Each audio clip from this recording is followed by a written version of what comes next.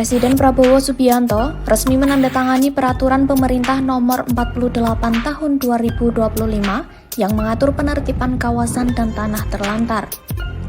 Meski telah diundangkan pada 6 November 2025, dokumen aturan tersebut baru belakangan dapat diakses publik melalui situs resmi Jaringan Dokumentasi dan Informasi Hukum.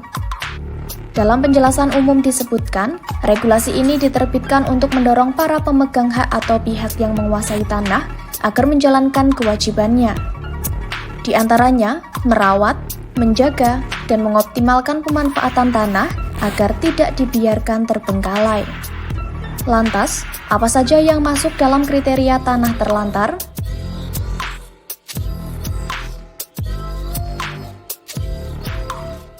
Tanah terlantar adalah tanah hak pengelolaan, atau tanah yang diperoleh berdasarkan dasar penguasaan atas tanah yang secara sengaja tidak diusahakan, tidak digunakan, tidak dimanfaatkan, dan tidak dipelihara.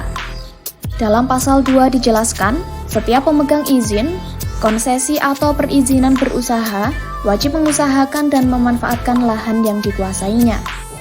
Mereka juga wajib menyampaikan laporan secara berkala kepada pemerintah. Jika kewajiban pelaporan tidak dipenuhi, maka izin tersebut dapat menjadi objek penertiban kawasan dan tanah terlantar. Tak hanya itu, pada pasal 4 menyebutkan, kawasan yang secara sengaja tidak diusahakan atau tidak dimanfaatkan oleh pemegang izin akan menjadi objek penertiban. Adapun kawasan itu meliputi kawasan pertambangan, perkebunan, industri, pariwisata, perumahan atau permukiman skala besar atau terpadu, serta kawasan lain yang pemanfaatannya berdasarkan izin terkait tanah dan ruang. Meskipun sudah menjadi objek penertiban, kewajiban yang melekat pada pemegang izin tetap harus dipenuhi sesuai ketentuan peraturan perundang-undangan. Sementara itu, Pasal 6 mengatur objek penertiban tanah terlantar yang meliputi tanah hak milik, hak guna bangunan, hak guna usaha, hak pakai, hak pengelolaan, serta tanah berdasarkan dasar penguasaan atas tanah.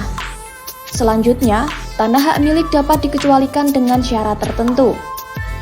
Antara lain jika dikuasai masyarakat dan menjadi wilayah perkampungan, dikuasai pihak lain selama 20 tahun tanpa hubungan hukum dengan pemegang hak, atau fungsi sosialnya tidak terpenuhi.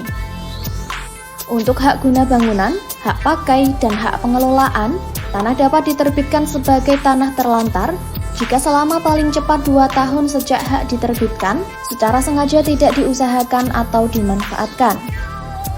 Hal yang sama juga berlaku bagi tanah hak guna usaha dan tanah yang diperoleh berdasarkan dasar penguasaan atas tanah. Namun, ada sejumlah pengecualian yang diatur berdasarkan pasal 7. Berikut beberapa tanah dikecualikan objek penertiban tanah oleh negara berdasarkan pasal 7.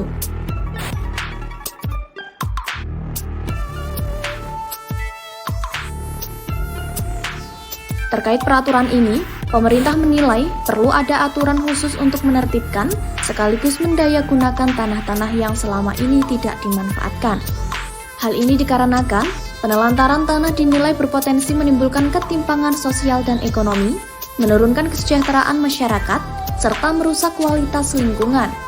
Selain itu, lahan yang dibiarkan menganggur dianggap dapat menghambat program pembangunan nasional, melemahkan ketahanan pangan dan ekonomi, serta membatasi akses masyarakat, terutama petani terhadap daya lahan.